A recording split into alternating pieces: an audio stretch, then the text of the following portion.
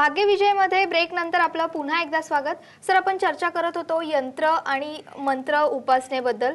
तर आपल्याला अचानक एखादं संकट आलं, नैमित्तिक संकट आलं, तर त्याच्यावरती कसा काय मंत्राचा उपाय होऊ शकतो का?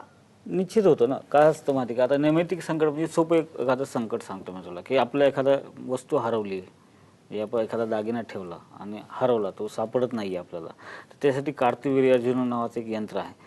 त्याची आपण घरामध्ये स्थापन केलं तर 8 ते 15 दिवसामध्ये आपल्याला कळून जातं की ती वस्तू नेमकी कोणत्या दिशेला गेली आणि ती मिळणार आहे का नाही मिळणार।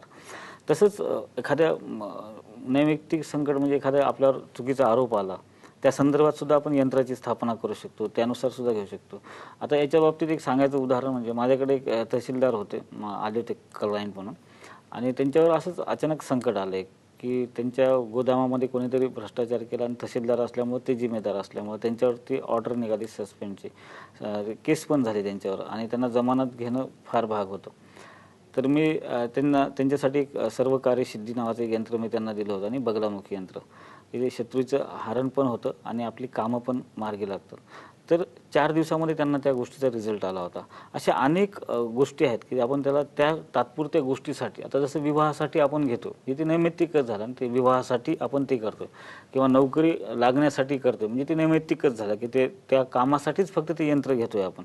आयुष्यभरासाठी त्या गोष्टी करत बसत नाहीत आपण, आपलं एक काम होण्यासाठी ती गोष्ट करतोय, म्हणजे त्या गोष्टीसाठी आपण ते यंत्र कोणत्याही प्रकारचे आपण ते स्थापन करून विधिवत पूजा करून जर त्याचे आपण मंत्रोपचार रोज केले तर निश्चित त्याच्यामध्ये फलश्रुती चांगली मिळू शकते आपल्याला। नक्की सर, घरामध्ये सुख समृद्धी नांदावी, त्याचबरोबर आपलं आरोग्य नीट राहावं यासाठी प्रत्येक जण प्रयत्न करत असतो। मग त्यासाठी आमच्या प्रेक्षकांना कोणतं यंत्र वापरावं असं सल्ला द्याल?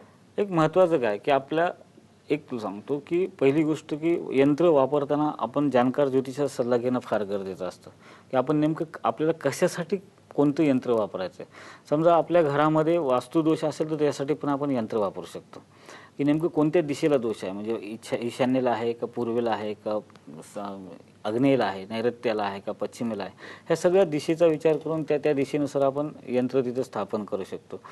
त्याचनुसार आपल्या घरामध्ये सुख समृद्धी वाढावी किंवा तिथं आनंद राहावा किंवा घरामध्ये सगळ्यांचं कम्युनिकेशन चांगलं राहावं, घरामध्ये कलह कोणते निर्माण होऊ नयेत, तर यासाठी सुद्धा आपण सुख समृद्धी नावाचं एक यंत्र आहे, ते पण आपल्या घरामध्ये स्थापन करू शकतो।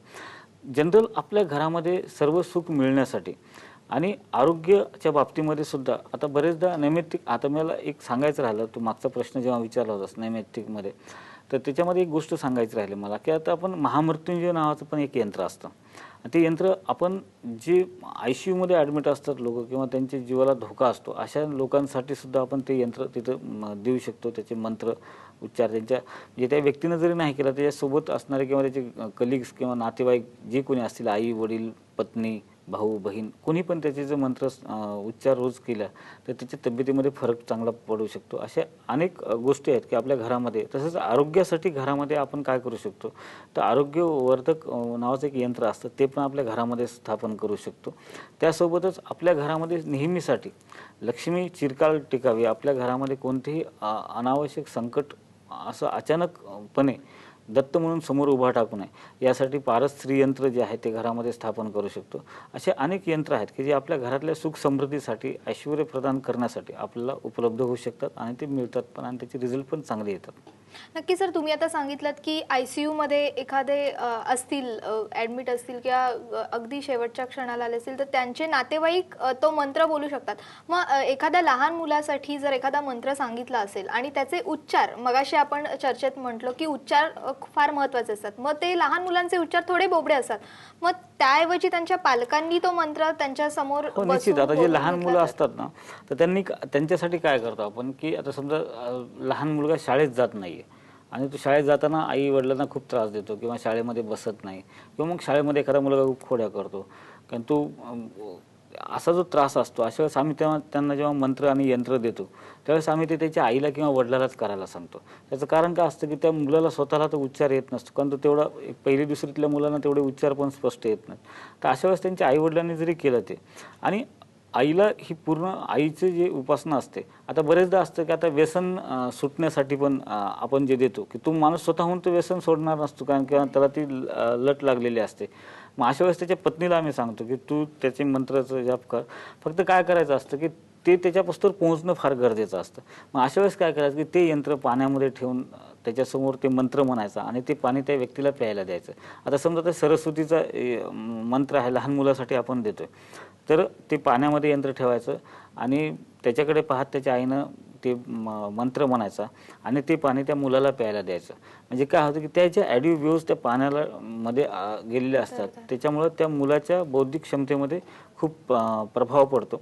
त्यामुळे त्याचा बुद्धिअंक वाढतो, त्याची एकाग्रता वाढते, स्मरणशक्ती वाढते.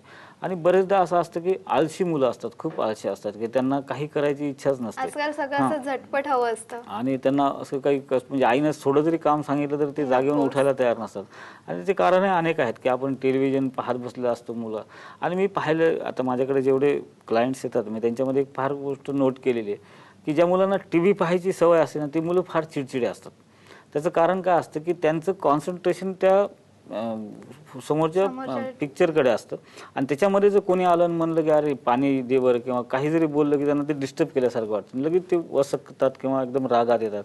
तर ही जी चिडचिडपणा येतो ना, ते जास्त कॉन्सन्ट्रेशन त्या ठिकाणी केल्यामुळं येतो आणि ते नेहमी ॲडिओ जी काय हॅमरिंग त्यांच्यावर होते, डोळ्याला त्रास होतो, मेंदूलाही त्रास होतो आणि बॉडीला पण त्रास होतो.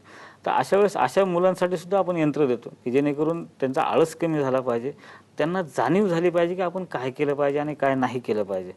आणि अशा वेळेस मग त्याची उपासना ते स्वतः तर नाही करणार, मग त्याच्या आईला आपण सांगतो की तुम्ही करा किंवा त्याच्या वडिलाला सांगतो. मग असं केल्यानंतर बरंच त्यांच्यामध्ये फरक पडतो आणि नंतर त्यांना रिझल्ट मिळतात त्याचे. नक्कीच. मग घरात मगाशी आपण जसं बोललो त्याप्रमाणे जर घरात कलह असतील तर त्यासाठी यंत्र वापरतात किंवा एखादा मंत्र दिला जातो. मग त्या घरातल्या सगळ्या व्यक्तींनी तो मंत्र रोज म्हणायचा असतो की घरातल्या जो करता धरता पुरुष आहे किंवा जो कोणी करता धरता आहे त्याने म्हणायचा असतो फक्त? मला कसं असतं म्हणजे का, घरामध्ये कलह कोणीतरी एका व्यक्तीमुळे निर्माण झालेला असतो. सासू सुनेमध्ये असेल तर एक तर सासूचा तरी स्वभाव चुकीचा असेल किंवा सुनेचा तरी असेल. आणि बरेचदा काय असतं की जेव्हा एकत्र कुटुंब पद्धती सध्या तर फार कमी आहे, पण जिथे असेल तिथे एक छोटे छोटे इगोज असतात प्रत्येकामध्ये, मान अपमानाची भावना असते. मग तिथे काय होतं की त्याने तसं केलं मग मी असं करणार, त्याने असं वागला म्हणून मी असं वागणार, अशी जी छोटे छोटे कलह असतात. तिथे मग घराचा जो कर्ता पुरुष असतो त्याची कमांड सगळ्यावर असणं फार गरजेचं असतं. कारण जो निर्णय क्षमता त्याच्या हातात असते, त्याचे निर्णय महत्त्वाचे असतात. मग तेव्हा आपण आधी त्याची कुंडली पाहतो, त्यानुसार त्याला काय देता येईल आपण हे पाहतो. नंतर समजा एखादा घरातला व्यक्तीच असेल की खूपच भांडकुळ आहे, समजा एखादी सून आहे खूपच भांडकुदळ आहे किंवा एखादी सासू आहे खूपच भांडकुदळ आहे, तर मग अशा वेळेस त्यांचा स्वभाव शांत होण्यासाठी, त्यांचा थोडं बोलणं कमी होण्यासाठी, त्यांनी वस्तुस्थितीची जाणीव ठेवण्यासाठी त्यानुसार सुद्धा आपण त्यांना त्यांच्या कुंडली पाहून त्यांच्या ग्रहमानुसार आपण ती यंत्र देऊ शकतो. नक्कीच. सर, आता गणपतीचे दिवस चालू आहेत. गौरी गणपतीचं विसर्जन झाले, मात्र 10 दिवसांचे गणपती घरात किंवा सार्वजनिक गणपती आहेत. तर आमच्या प्रेक्षकांना काय सांगाल या निमित्तानं? निश्चितच मी याआधी सांगितलं मागच्या एपिसोडमध्ये सुद्धा, हरतालिकेच्या दिवशी जो आपला एपिसोड झाला त्या दिवशी सांगितलं, आजही सांगतो की तुमच्या घरामध्ये धनवृद्धी होण्यासाठी, सुख समृद्धी, कौटुंबिक सुख मिळण्यासाठी तुम्ही जर पारद श्री गणेश आणि पारद श्रीयंत्र तुमच्या घरामध्ये स्थापन केलं तर निश्चित तुमच्या घरामध्ये भरभराट होईल, आयुर आरोग्य संपन्न राहाल आणि मुलांच्या प्रगतीमध्ये पण यश मिळेल आणि तुमच्या व्यापारात, व्यवसायात, नोकरीमध्ये सगळीकडे तुम्ही श्रेष्ठ ठराल. अशा पद्धतीने तुम्ही ह्याची स्थापना करा, निश्चित तुम्हाला याचा फायदा होईल. नक्कीच. यंत्र आणि मंत्राची उपासना केल्यानंतर तुमच्या घरामध्ये सुख समृद्धी तर नांदेलच, त्याबरोबर तुमचं जे काही प्रॉब्लेम्स असतील तुमच्या आयुष्यात ते नक्कीच या मंत्राच्या उपासनेमुळे कमी होतील. भाग्यविजयमध्ये आपले जे काही तुम्ही मेल केलेले आहेत ते मेल्सची देखील उत्तरं द्यायची आहेत, मात्र इथे घेते एक छोटासा ब्रेक.